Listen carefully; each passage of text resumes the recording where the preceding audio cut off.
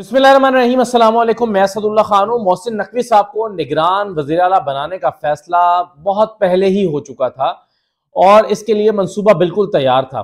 और ये फैसला अगर सच पूछें तो ये सिर्फ नवाज शरीफ ने या आसिफ जरदारी ने नहीं किया, बल्कि ये फैसला कहीं और से भी हुआ है। अब कल तो जब मैंने आपके साथ एक क्लिप शेयर किया था शाम इलाही जहीर साहब का, तो उस वक्त मैंने आपको बताया था कि ये तकरीबन तय है कि मोहसिन नकवी साहब जो हैं वही वजीर आला बनेंगे। और वो मैंने कैसे बताया था, क्योंकि मैंने आपको वो जो क्लिप सुनवाया था उसमें उन्होंने कहा था कि जी हमारे मोहसिन नकवी साहब पर तहफ्फुज़ात थे और हमने इनके ऊपर एतराज़ात उठाए थे कुछ सेक्टेरियन हवाले से, लेकिन नहायत आला सतह से हमें हमसे राब्ता करके यकीन दिला दिया गया है कि आप बिल्कुल बेफिक्र रहें, इस किस्म का कोई मसला नहीं होगा। इसका मतलब ये हुआ कि आला सतह के जो चैनल्स हैं वो मोहसिन नकवी साहब के लिए फैसला कर चुके थे। इसका मतलब है कि इलेक्शन कमीशन ने ये फैसला नहीं किया।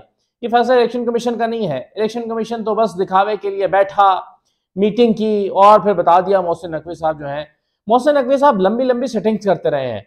जब जनरल बाजवा साहब थे और नए चीफ का तकर्रुर होना था तो मोहसिन नकवी साहब लंदन में ज्यादातर वहां पर मौजूद रहे हैं और नवाज शरीफ साहब हर दूसरे दिन तीसरे दिन नवाज शरीफ के घर पर मौजूद होते थे। तो उस वक्त हमारा अंदाजा ये था कि मोहसिन नकवी साहब जो है वो सिर्फ नए चीफ के तकर्रुर के हवाले से जरदारी साहब का पैगाम नवाज शरीफ के पास लेकर जाते हैं, नवाज शरीफ का पैगाम वापस लेकर जाते हैं, लेकिन इसका मतलब ये कि खिचड़ी कुछ और भी पक रही थी।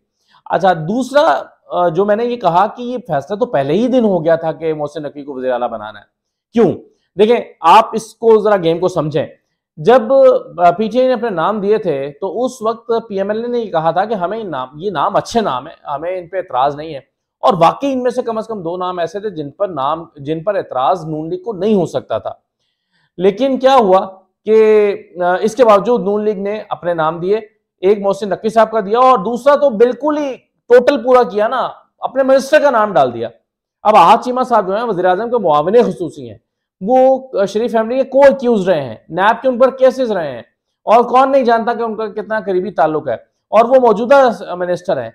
तो जानबूझ के 3 की बजाय 2 नाम दिए गए, एक तो नून लीग की तरफ से और फिर एक नाम इतना कॉन्ट्रोवर्शियल दिया गया कि जिसके के सामने दूसरा नाम भला मालूम हो, तो फिर चॉइस ही मोहसिन नकवी साहब रह जाते हैं नून लीग की तरफ से।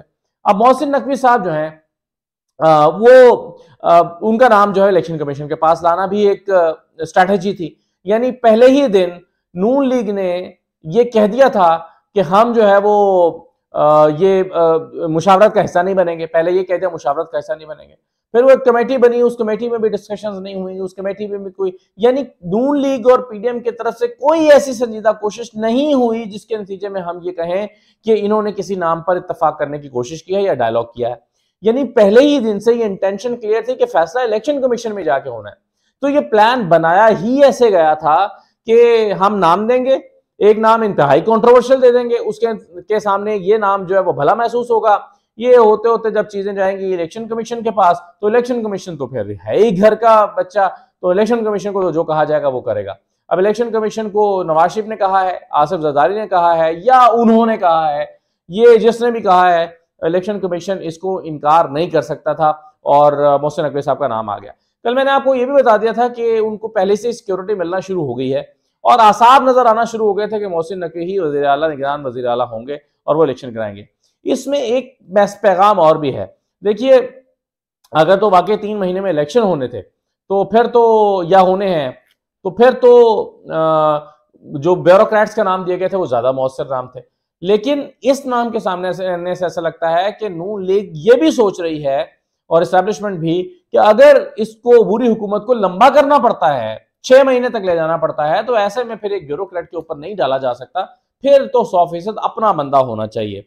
तो आज बुनियाद रख दी गई है जो इंतखाबात हैं उसके कंट्रोवर्शियल होने की।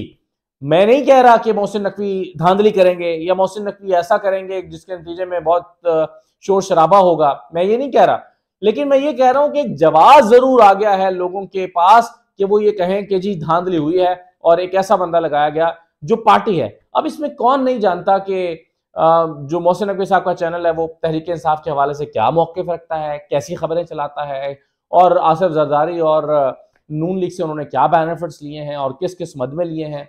तो ये सारी चीज़ें जो हैं वो सारा प्लान जो है हमारे सामने आ गया है। अच्छा, अब मैं आपके सामने इस पर रद्द-ए-अमल भी रख देता हूँ। जो एक तो परवेज़ इलाही साहब का फ़ौरन रद्द-ए-अमल आया है। वो कहते हैं कि हारिस स्टील केस में 35 लाख रुपए की प्ली बार्गेन करने वाले शख्स से कैसे इंसाफ की तवक्को की जा सकती है। यानी एक ऐसा शख्स जिसने प्ली बार्गेन कर रखी है, यानी प्ली बार्गेन का मतलब होता है करप्शन का एतराफ कि हाँ मैंने ये करप्शन किया, चलो इसमें से इतना शेयर ले लो।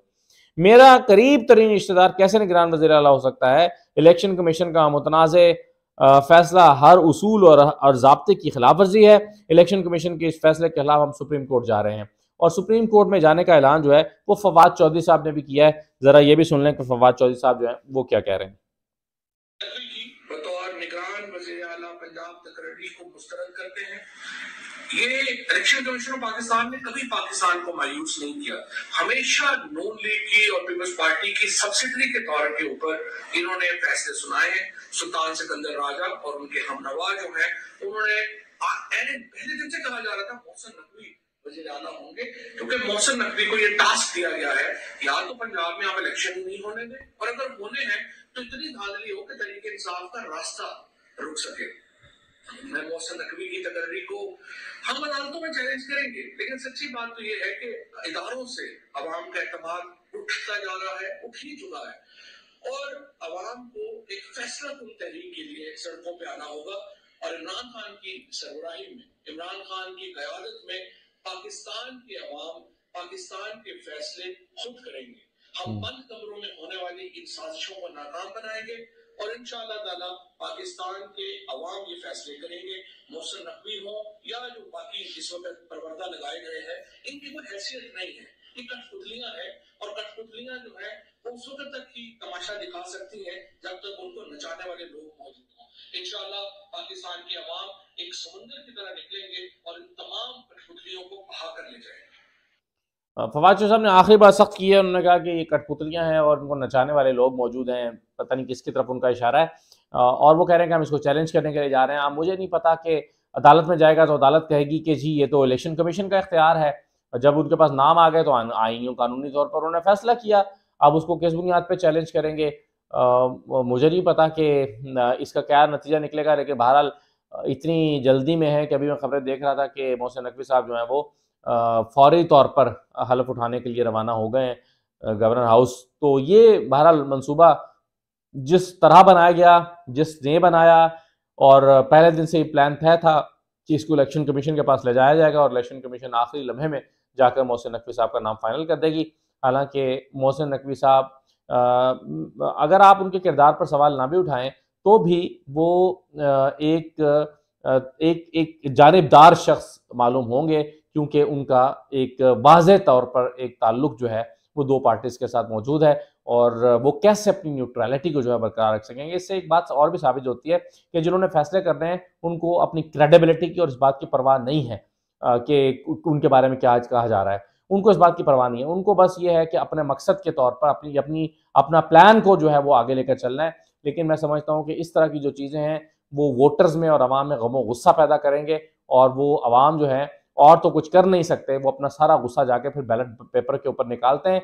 और इस तरह की चीज़ों में अगर आप झुंझलाहट का शिकार करेंगे, लोग फिर और निकलेंगे और सोचेंगे कि एक शख्स को कॉर्नर करने के लिए हर हरबा इस्तेमाल किया जा रहा है, तो वो फिर बाहर निकलेंगे। और जिस तरह फवाद चौधरी कह रहे थे कि वो अवाम का समंदर इनको बहा कर ले जाएगा, तो देखें कि लोग अपने इस फैसले के रद्द-ए-अमल में जो है वो जब इलेक्शन होते हैं तो वो किस तरह से रद्द-ए-अमल देते हैं, ये ऐसे या ऐसे बहुत सारे और फैसलों के खिलाफ।